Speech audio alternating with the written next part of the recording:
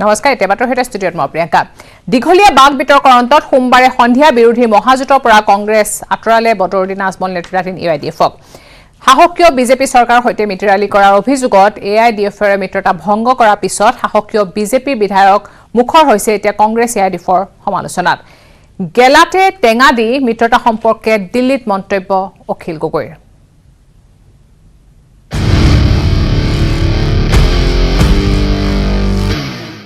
মহাজোঁটৰ পৰা AIDF-ক খেদিলে কংগ্ৰেছে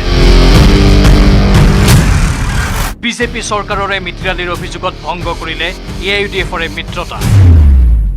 মহাজোঁটৰ অন্যতম অংশীদাৰ AIDF দলৰ বৰ্তমান কাৰ্যকলাপে আমাৰ কংগ্ৰেছ দলক হতভম্ব কৰি তুলিছে AIDF দলে বিজেপি দল আৰু মুখ্যমন্ত্ৰী ডাঙৰীয়াক অনাহকত যিদৰে ব্যক্তিগত স্বাৰ্থৰ বাবে ৰাজহুৱাভাৱে প্ৰশংসা কৰিছে তাৰ ফলশ্ৰুতিত আমাৰ কংগ্ৰেছ দলৰ ভাৱমূৰ্তি জনমানসত যথেষ্ট ম্লান হৈছে এই সংক্ৰান্তত পুংখানুপুংখভাৱে দীঘলীয়া আলোচনাৰ অন্তত AIDF-ৰ লগত মহাজোঁটৰ অংশীদাৰ কৰি নৰখাটো সৰ্বসন্মতিভাৱে একমত পোষণ কৰে আৰু আজিৰ অসম প্ৰদেশ কংগ্ৰেছ কমিটিৰ নীতি নিৰ্ধাৰণ কমিটিয়ে এই প্ৰস্তাৱ নিখিল ভাৰত কংগ্ৰেছ কমিটিক AIDF-ৰ মহাজোঁটৰ অংশীদাৰৰ পৰা অব্যাহতি দিবলৈ প্ৰস্তাৱ গ্ৰহণ কৰে AIDF-ৰ সৈতে মিত্ৰতা ভংগ কৰাৰ পিছতেই কংগ্ৰেছ আৰু AIDF-ৰ সম্পৰ্কক লৈ সৰব হৈ উঠিল সাহসীয় বিজেপিৰ বিধায়ক তেৰছ গোৱালাৰ দাবী কংগ্ৰেছ AIDF-ৰ অবৈধ প্ৰেম আছিল জবনিকা পৰিছে কংগ্ৰেছ AIDF-ৰ মধুচন্দ্ৰিকাৰ খতিয়াভাৱে যেতিয়া তেওঁলোকৰ হয়তো প্ৰেম প্ৰীতি কৰবাত অবৈধ আছিলে সেইটো আৰু ৰাইজে গম পালে আৰু এই কথা যেতিয়া উপকৃত হ'ব নোৱাৰে সমাজে স্বীকাৰ নকৰিব এইকাৰণে তেওঁলোকে এতিয়া তেওঁলোকে পৰস্পৰৰ যি জাতি শত্ৰুৰ নিচিনা পুনৰ কথা পাতিবলৈ ধৰিলে আৰু সেইকাৰণে আজি তেওঁলোকৰ যিটো মধুচন্দ্ৰিকা যিটো প্ৰেমৰ যিটো মধুচন্দ্ৰিকা আজি জবনিকা পৰিছে কেৱল ইমানেই নহয় বিধায়ক তেৰছে ক'লে অবৈধ মিয়া মুছলমানৰ বাবে জন্ম হৈছিল AIDF-ৰ কংগ্ৰেছৰো জন্ম আলিকুলিৰ নামত কংগ্ৰেছ AIDF-ৰ মহাজোঁট বন্ধন নহয় মহাঠগ বন্ধনহে আছিল আই অসমেৰ বুকুত জন্মগ্ৰহণ কৰা AIDF সদায় অবৈধ মিয়া বাংলাদেশৰ সমৰ্থনত মানে তেওঁলোকে ৰাজনীতি কৰি থাকে আৰু কংগ্ৰেছৰ ৰাজনীতি একে আছিল আলি আৰু কুলিৰ নামত আছিল অসমৰ ৰাইজ ভাৰতীয় জনতা পাৰ্টি পৰিৱৰ্তনৰ নামত উন্নয়নৰ স্বাৰ্থত অসম আৰু অসমীয়াৰ স্বাভিমান প্ৰতিষ্ঠা কৰিবৰ কাৰণে ভাৰতীয় জনতা পাৰ্টিক দ্বিতীয়বাৰ চৰকাৰত বহালে ৰাইজৰ দল বা মহাজোঁট বন্ধন আচলতে মহাজোঁট বন্ধন নাছিল এটা মহাঠগ বন্ধন আছিল এই মহাঠগ বন্ধনৰ আধাৰত দি তেওঁলোকৰ প্ৰেম প্ৰীতি আৰম্ভ হৈছিল এই অবৈধ প্ৰেমৰ আজি জবনিকা পৰিছে বুলি আমি প্ৰচাৰ মাধ্যমত গম বিধায়ক তেৰছ গোৱালাই কংগ্ৰেছ AIDF-ক লৈ এনেদৰে সৰব হৈ উঠাৰ সময়তেই বিজেপিৰ প্ৰাক্তন বিধায়ক শিলাদিত্য দেৱেও মঙলবাৰে দীৰ্ঘদিনৰ মূৰত মুখ খুলিলে শিলাদিত্যৰ মতে কংগ্ৰেছৰ কোষৰ পৰা জন্ম হোৱা AIDF-ৰ সৈতে কংগ্ৰেছৰ সম্পৰ্ক ত্যাগ কৰাটো অসম্ভৱ কংগ্ৰেছ AIDF-ৰ মিত্ৰতা আছিল আছে আৰু থাকিব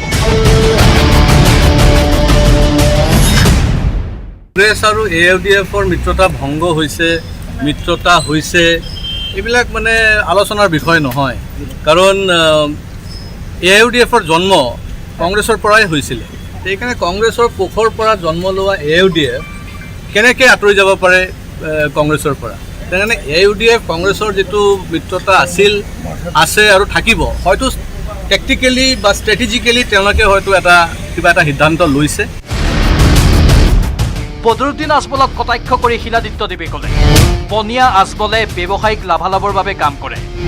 কংগ্ৰেছ AIDF-ৰ মিত্ৰতা বিধানসভা আৰু লোকসভা নিৰ্বাচনৰ পূৰ্বে পুনৰ হ'ব বুলিও ক'লে শিলাদিত্যই বেচিকেলি আজমল চাহাব হৈছে বনিয়া মানুহ তেওঁৰ বিজনেছ বচাবৰ কাৰণে তেওঁ যিকোনো কাম কৰিব পাৰে কংগ্ৰেছো হয়তো ইতিমধ্যে অলপ ৰিয়েলাইজ কৰিছে যে মিয়া ভোটখিনি ডিভাইড হৈ যায় এইকাৰণে আমি যদি বেলেগ বেলেগকৈ কণ্টেষ্ট কৰোঁ আৰু পিছত যদি চৰকাৰ কৰিব পাৰোঁ তেনেকুৱা ধৰণৰ হয়তো মনোভাৱ এটা হ'ব পাৰে তো যিয়ে নহওক এতিয়া ইলেকশ্যন নাই এতিয়া পাৰ্লিয়ামেণ্ট ইলেকশ্যন 2024ত আছে মানে এতিয়াও দেৰি আছে এছেম্বলি ইলেকশ্যন এতিয়াও প্ৰায় 5 বছৰ বাকী আছে সেইকাৰণে ইলেকশ্যন নাই যেতিয়া তেওঁলোকে বহুত কিবা কিবি ট্ৰাই কৰি থাকিব এতিয়া আৰু সময়ত চাব আকৌ চব গোট খাই গৈছে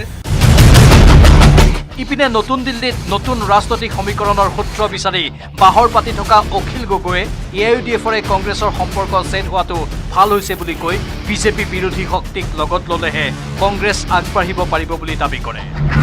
অখিলৰ দাবী কংগ্ৰেছ এতিয়া অস্তমিত সূৰ্য। কংগ্ৰেছ দলৰ লগত AIUDFৰ মিত্ৰতা ভংগৰ ঘটনাটো অসমৰ ৰাজনীতিৰ কাৰণে এটা সুখবৰ। মই এই মুহূৰ্তত কংগ্ৰেছ দলক অভিনন্দন জনাইছোঁ যে তেখেতসকলে এটা সাহসী সিদ্ধান্ত গ্ৰহণ কৰিবলৈ সক্ষম হ'ল যে কংগ্ৰেছে AIUDFক বিদায় দিয়াৰ পাছত এতিয়া আন যিবিলাক ৰিজনেল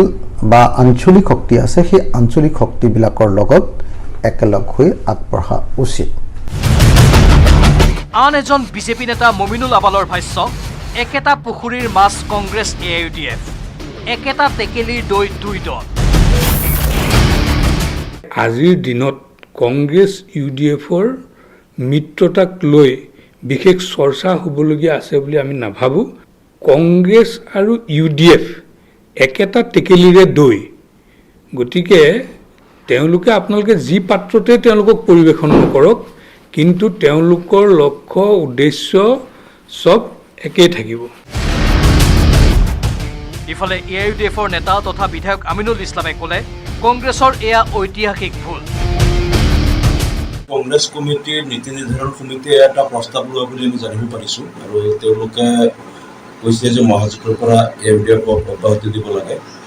আমি আচৰিত হৈছোঁ এইকাৰণেই যে যোৱা নিৰ্বাচনত অসমত মহাজোঁটৰ অংশীদাৰ হোৱাৰ কাৰণে কংগ্ৰেছ দলে 18খন সমষ্টিত তেওঁলোকে হাৰিব লগা সমষ্টিত জয়লাভ কৰিছে একমাত্ৰ AIUDF দলে তাক প্ৰাৰ্থী নিদিয়াৰ কাৰণে। আৰু আমাৰ AIUDF দলৰ আমি বহুত চেক্ৰিফাইচ কৰিছোঁ, মাত্ৰ 13খন সমষ্টিত আমাক এককভাৱে দিয়া হৈছিল। হঠাৎ এই সিদ্ধান্তটো লৈছে, আমাৰ সন্দেহ হৈছে যে ইয়াত বিজেপিৰ ইংগিত আছে আৰু আমি দেখিছোঁ ইতিমধ্যে কংগ্ৰেছৰ ভিতৰ চৰাটো বিজেপিৰ কেইবাগৰাকী অনুগত নেতা আছে, তেওঁলোকে বিজেপিৰ আঙুলিৰ ইচাৰাত তেওঁলোকে কাম কৰে। মুঠতে উপ নিৰ্বাচনৰ পূৰ্বে কংগ্ৰেছে AIUDFৰ সংগ ত্যাগ কৰাৰ পিছত এতিয়া সকলো ৰাজনৈতিক দলে নিজ নিজ অংক নতুনকৈ কৰা আৰম্ভ কৰিছে। Bureau report, news 18, Assam north east. মিত্ৰ কোন শত্ৰু কোন? কংগ্ৰেছ AIUDF গণ সুৰক্ষা পাৰ্টি আৰু ৰাইজৰ দলৰ ভিতৰত কোন কাৰ মিত্ৰ? বাহিৰে কেতেৰা জেঙেৰা মাৰি ভিতৰত বেথা নেৰা এই দলসমূহৰ কৰ্মকাণ্ডত এতিয়া বিভ্ৰান্ত সাধাৰণ জনতা।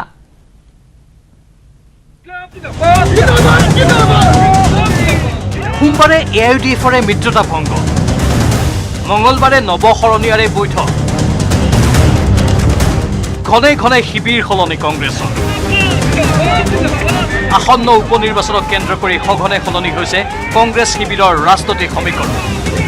ৰাতিটোৰ ভিতৰতেই মিত্ৰ হৈছে শত্ৰু, ঘূৰ শত্ৰু হৈ পৰিছে পৰম মিত্ৰ। কিন্তু কংগ্ৰেছৰ বাবে এতিয়াও সাঁথৰ অখিল গগৈ।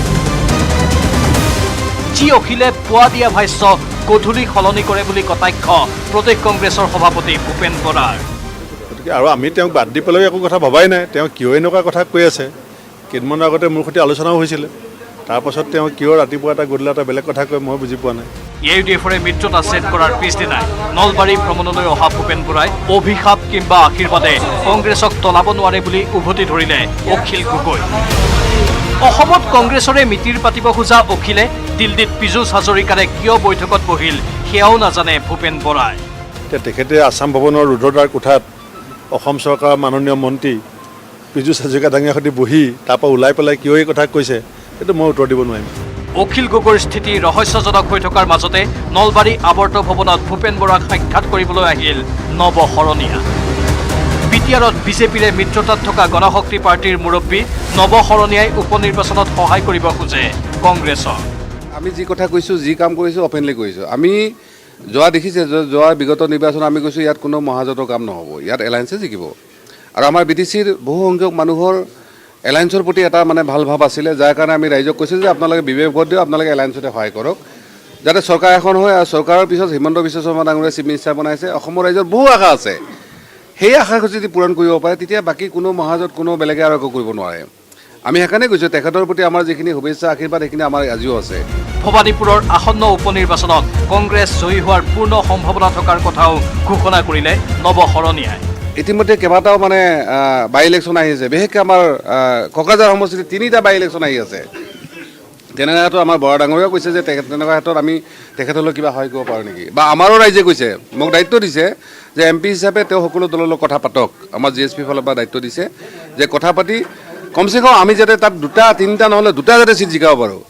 কাৰণ আজিৰ দিনত কংগ্ৰেছৰ যথেষ্ট সম্ভাৱনা আছে ভবানীপুৰ সমষ্টিটোত। আজব সমীকৰণ। এই সমীকৰণৰ সমাধান ভূপেন বৰাই উলিয়াব নোৱাৰিলেও অব্যাহত ৰাখিছে কংগ্ৰেছক শক্তিশালী কৰাৰ চেষ্টা। এতিয়াৰে পৰা ৰাজীৱ ভৱনৰ সলনি তৃণমূল কৰ্মীয়েহে কংগ্ৰেছক পৰিচালনা কৰিব বুলি ঘোষণা সভাপতিগৰাকীয়ে। আজিৰ তাৰিখত আমি কংগ্ৰেছ দলটোৱে এই গোটেই চিট জিকিলে যে চৰকাৰ গঠন কমিটিও নহয়, কিন্তু অসমৰ ৰাইজেও বিচাৰে যে বিৰোধী দলটো বিধানসভাত শক্তিশালী হৈ থাকক, আৰু বিৰোধী দলটোৱে চৰকাৰখনৰ যিখিনি ভুল ক্ৰুটি সেইখিনি জনমানসত উন্মোচিত কৰাটো আমাৰ দায়িত্ব। গতিকে চৰকাৰখনৰ যোৱা 100 দিনতে তেওঁলোকে যিবিলাক কৰ্মকাণ্ড কৰিছে, এই কৰ্মকাণ্ডখিনি উপ নিৰ্বাচনৰ মাধ্যমেৰে আমি ৰাইজৰ মাজলৈ লৈ যাম। পাছে সঘনে ৰং সলোৱা নেতৃত্বৰ অধীনত তৃণমূল কৰ্মীয়ে কংগ্ৰেছক কিমান দূৰ আগুৱাই নিয়ে সেয়া সময়েহে ক'ব। Bureau report, news 18 Assam north east. কৰিমগঞ্জত দিনক দিনে বৃদ্ধি পাইছে চুৰি ডকাইতিৰ সংখ্যা। নিশা হলে চুৰ ডকাইতৰ আতংক এতিয়া বিৰাজ কৰে কৰিমগঞ্জৰ বদৰপুৰ অঞ্চলত। সোমবাৰে ডকাইতৰ আক্ৰমণত এজন লোক নিহত হোৱাৰ পিছত ৰাইজৰ হাতত আটক হৈছে 3টাকৈ ডকাইত। এনকাউণ্টাৰ নহয়, এইবাৰ গণপ্ৰহাৰ। কৰিমগঞ্জত নিশা উত্তপ্ত পৰিস্থিতি। ৰহস্যজনক অৱস্থাত ঘূৰি ফুৰা 3টা ডকাইতক আটক কৰাৰ পিছতেই গণপ্ৰহাৰ একাংশ লোকৰ। সোমবাৰে নিশা কৰিমগঞ্জৰ ভাংগা অঞ্চলত ৰহস্যজনক অৱস্থাত ঘূৰি ফুৰিছিল 3জনকৈ যুৱক। সন্দেহজনক দলটোৱে চোকা অস্ত্ৰসহ কনকলজ গাঁৱত ঘূৰি থকা অৱস্থাত স্থানীয় লোকৰ সন্দেহ হয়। সোধপোছ কৰোঁতে ডকাইতৰ দলটোৰ পৰা চোকা অস্ত্ৰ উদ্ধাৰ কৰে গাঁওবাসীয়ে, আৰু ইয়াৰ পিছতেই উত্তেজিত ৰাইজে প্ৰহাৰ কৰে ডকাইত 3টাক। ডকাইতৰ দলটোক খুটাত বান্ধি প্ৰহাৰ কৰাৰ ফলত বেয়াকৈ আঘাতপ্ৰাপ্ত হয় এটা ডকাইত। ধৃত ডকাইত কেইটাৰ নাম হ'ল নাজিম উদ্দিন, চাইনুল আহমেদ আৰু শ্বাহজাহান হুছেইন।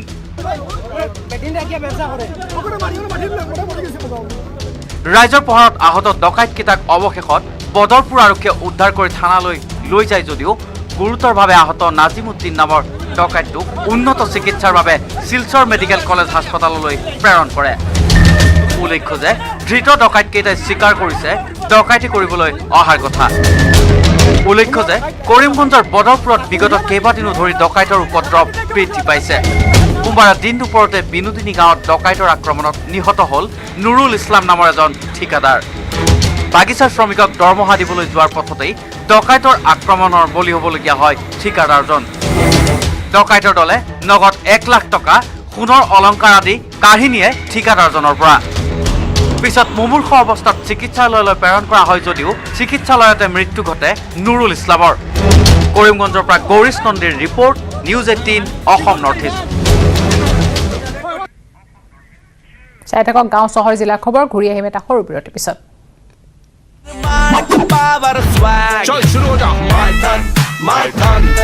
कर दे सब कुछ ऑन ट्रैक, स्ट्रॉन्ग है माइथन, फ्लेक्सिबल माइथन, बड़ा समझदार, निर्माणर मानदंड माइथन।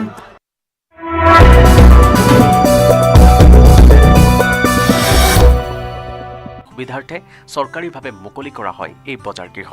আশা কৰা হৈছে এই নতুন বজাৰ গৃহটিয়ে সতেজ সাৰহীন পাচলিৰ ক্ৰেতা বিক্ৰেতা উভয় পক্ষকে উপকৃত কৰিব। হাট বজাৰত ভেণ্ডৰ যিসকলে কেঁচা চব্জি দূৰ দূৰৰ পাহাৰৰ পৰা আনি আওৰাহত বাকী ৰাইজক যি সুবিধা কৰি দিয়ে, এই সুবিধা কৰি দিয়াৰ মানে তেখেতসকলৰ বেপাৰ কৰা জেগাবিলাক অলপ ঠিক নাছিলে। সেয়েহে টাউন কমিটিৰ লগত আলোচনা কৰি এটা ভেণ্ডৰ মাৰ্কেট ছেট আমি আজি ইয়াত উলিয়াইছোঁ। তাৰে আজি উদ্বোধনী সভাত আমি সকলোৱে মিলিত হৈছোঁ। এই সমাপ্ত নহয়, আওৰাহাট হাট বজাৰত এতিয়াও বহুতো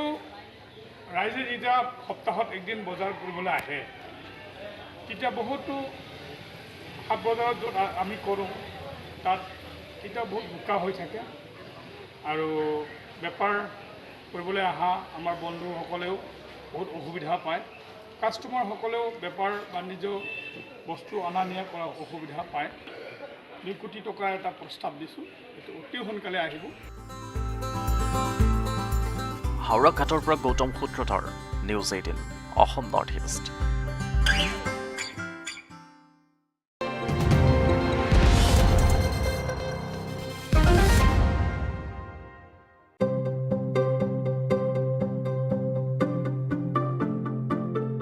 গীতানগৰ উন্নয়ন কমিটিৰ যুৱকসকলৰ আদৰণীয় পদক্ষেপ কোভিড মহামাৰীৰ সংক্ৰমণ ৰোধ কৰিবলৈ বিভিন্ন স্বেচ্ছাসেৱী সংগঠনকে ধৰি বহু লোকে দিনে নিশাই যথেষ্ট আদৰণীয় পদক্ষেপ গ্ৰহণ কৰি আহিছে কোভিড যোদ্ধা তথা একাংশ সমাজ সচেতন লোকৰ প্ৰয়াসৰ কাৰণে আজি ভাৰতবৰ্ষত কোটি কোটি লোকে কোভিড ভেকচিন পাবলৈ সক্ষম হৈছে দেওবাৰে গুৱাহাটীৰ গীতানগৰ উন্নয়ন কমিটিৰ যুৱকসকলৰ উদ্যোগত গীতানগৰ পথত আয়োজন কৰা হয় এটি ভেকচিন শিবিৰ শিবিৰটোত প্ৰায় 200ৰো অধিক লোকক প্ৰদান কৰা হয় কোভিড প্ৰতিষেধক ইয়াৰ উপৰিও ৰাজ্যৰ লগতে মহানগৰীত এতিয়াও ভালেমান এনে অঞ্চল বা এনে লোক আছে যিসকলে কোভিড প্ৰতিষেধক ল'বলৈ পোৱা নাই অথবা ল'বলৈ ভয় কৰি আছে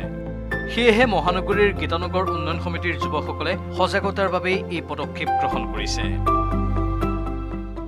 ভেকচিন লোৱা মানুহজনক ভেকচিন লোৱাৰ সময়তে অনুৰোধ কৰিছোঁ যে আজি আপুনি ভেকচিন লৈ কিন্তু আনকো এই ভেকচিনৰ উপযোগিতাৰ কথাটো আপোনালোকে বুজাই ক'ব কাৰণ আপুনি আজি ভেকচিন লৈছে আপুনি ভেকচিন লৈ 10জনক যদি আপুনি নিজে ক'ব চাওক মোৰ সুস্থ আছোঁ মই ভালে আছোঁ এই ভেকচিনৰ পৰা মই কৰোণাৰ পৰা মুক্ত হ'ম এই কথাটো যদি এজন ভেকচিন লোৱা মানুহে আন ভয় কৰা মানুহসকলক ক'ব সেইসকল মানে সাহস পাব আৰু তেওঁলোকে ওলাই আহিব এতিয়ালৈকে মই ভাবোঁ প্ৰায় 100 মানুহৰ ভেকচিন 100ৰ বেছি হৈ গৈছে ফাৰ্ষ্ট ড'জ ছেকেণ্ড ড'জ দুইটাই মিলি দিয়া হৈছে কোভিড চিল্ড দি থকা হৈছে আৰু এইটো 3মান বজালৈকে থাকিব মানুহ ৰৈ যায় আগন্তুক দিনত আপোনালোকে নিশ্চয় পদক্ষেপ ল'ব আৰু এইটো মই পুনৰবাৰ কৈছোঁ যে আজি ইয়াৰে যুৱকসকলে যি আদৰণীয় পদক্ষেপ লৈছোঁ এনেকুৱা পদক্ষেপ আমাৰ অঞ্চলৰ আমাৰ গুৱাহাটীতে হওক অসমতে প্ৰত্যেক ঠাইতে মানুহে লৈ আছে আৰু লোৱাৰ প্ৰয়োজনীয়তাও আছে কাৰণ সজাগ হ'লে ভেকচিন ওচৰতে কেতিয়াবা কি হয় মানুহে ভেকচিন ল'বলৈ ইচ্ছা কৰে দূৰত যাবলৈ ভয় কৰে ইয়াত যিহেতু ইমান ইজিলি এই ভেকচিনবিলাক লোৱা মানুহে দেখা পাইছে নলৈ ঘৰত বহি থকা মানুহ আহি ইয়াত ভেকচিন লৈছে অজয় বৰ্মনৰ report news 18 Assam north east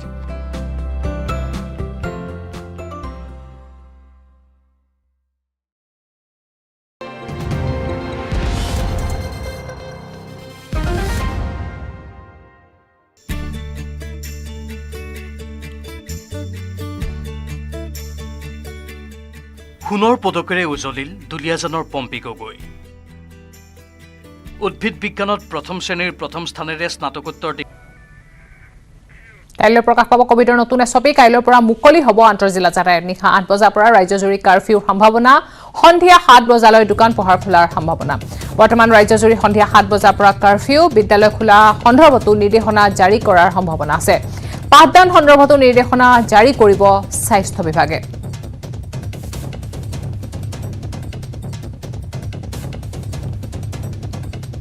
কাইলৈ প্ৰকাশ পাব কোভিডৰ নতুন এছপি কাইলৈৰ পৰা মুকলি হ'ব আন্তঃজিলা যাতায়াত নিশা 8 বজাৰ পৰা ৰাজ্যজুৰি কাৰফিউৰ সম্ভাৱনা আছে সন্ধিয়া 7 বজালৈ সকলো দোকান পোহাৰ খোলাৰ সম্ভাৱনা আছে বৰ্তমান ৰাজ্যজুৰি সন্ধিয়া 7 বজাৰ পৰা কাৰফিউ আছিল আৰু এতিয়া 7 বজালৈকে দোকান পোহাৰ খোলাৰ সম্ভাৱনা আছে বিদ্যালয় খোলা সন্দৰ্ভতো নিৰ্দেশনা জাৰি কৰাৰ সম্ভাৱনা আছে পাঠদান সন্দৰ্ভতো নিৰ্দেশনা জাৰি কৰাৰ সম্ভাৱনা আছে নিৰ্দেশনা জাৰি কৰিব স্বাস্থ্য বিভাগে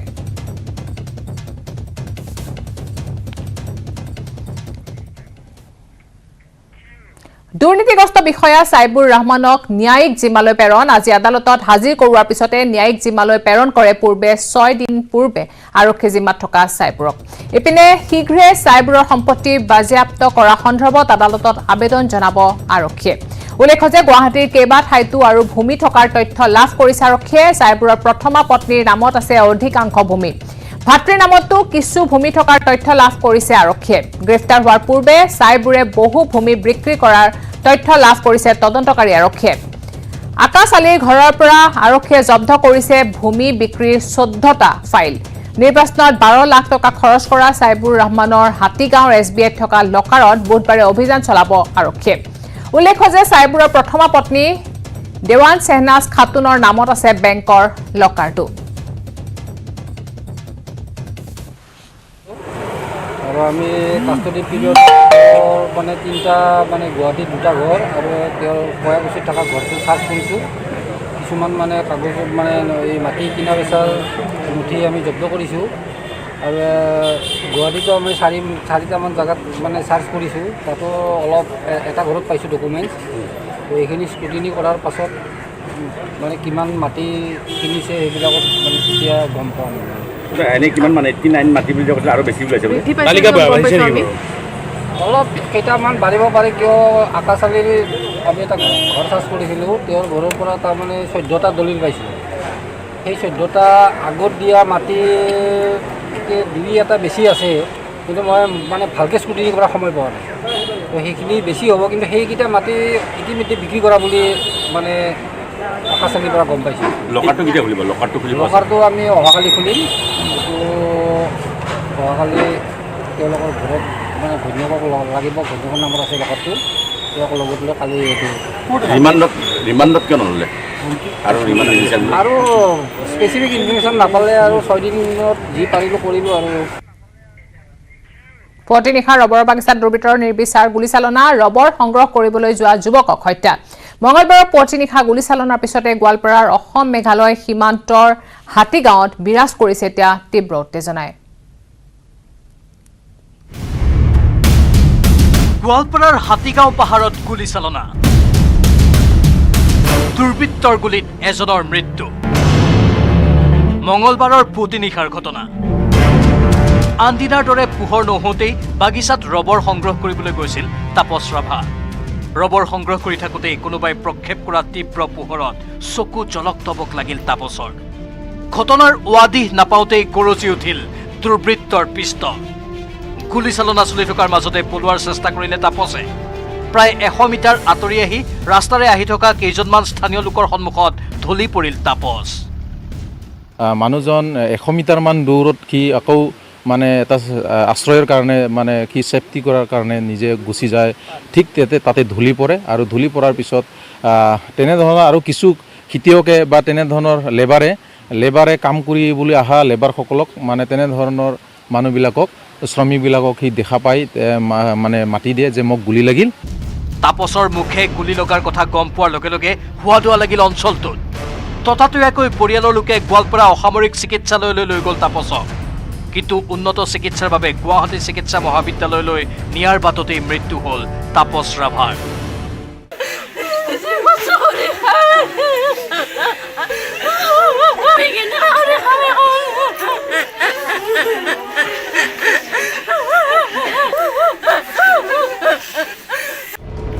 দুৰ্বৃত্তৰ গুলীত তাপস ৰাভাৰ মৃত্যু হোৱাৰ খবৰ পোৱা মাত্ৰকে অসম মেঘালয় সীমান্তৰ হাতীগাঁও পাহাৰত উপস্থিত হ'ল গোৱালপাৰা আৰক্ষী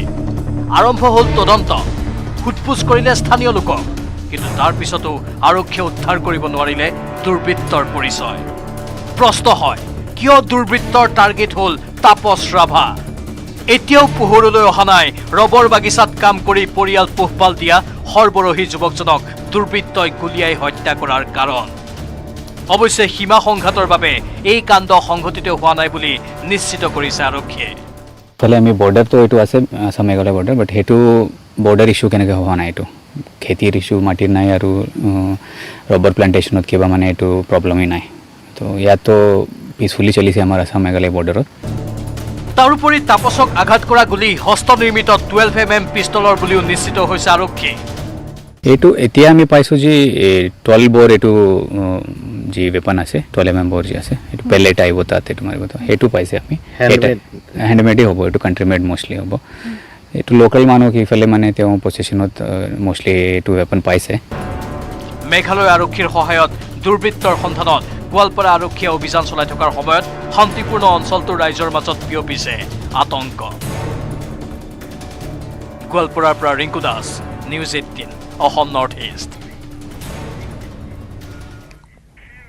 জমিয়ত উলেমাই হিন্দৰ আজব ফটোৱা ল'ৰা ছোৱালীৰ বাবে পৃথক শিক্ষানুষ্ঠানৰ ব্যৱস্থা কৰাৰ পোষকতা নতুন দিল্লীত কাৰ্যকাৰী কমিটিৰ বৈঠকত এই সিদ্ধান্ত জমিয়তৰ নতুন দিল্লীত অনুষ্ঠিত বৈঠকত হিন্দু ধৰ্মাৱলম্বীও একে আহ্বান মৌলানা আজাদ মাদানী কন্যা সন্তানক ল'ৰাৰ সৈতে স্কুল কলেজত নপঢ়াবলৈ আহ্বান জনায় মাদানীয়ে শিক্ষাই সমাজৰ পৰা অন্ধকাৰ দূৰ কৰিব বুলি ঘোষণা কৰাৰ পিছতো আৰছাদ মাদানীৰ এই ঘোষণাই দেশজুৰি সৃষ্টি কৰিছে তীব্ৰ প্ৰতিক্ৰিয়াৰ স্বাধীনতাৰ পিছত গঠন হোৱা কোনো এখন চৰকাৰে ইছলাম ধৰ্মী লোকৰ ক্ষেত্ৰত শিক্ষাৰ ক্ষেত্ৰত গুৰুত্ব নিদিয়াৰ অভিযোগ জমিয়তৰ সৰ্বভাৰতীয় নেতাগৰাকীৰ এফালে শিক্ষাৰ প্ৰসাৰৰ শ্লোগান আউৰোৱা মাদানীয়ে আনফালে ল'ৰাৰ সৈতে ছোৱালীক একেলগে পঢ়াত বাধা দিয়া বিবৃতিক লৈ এতিয়া বিৰোধিত পৰিছে বহু ইছলাম ধৰ্মাৱলম্বী লোক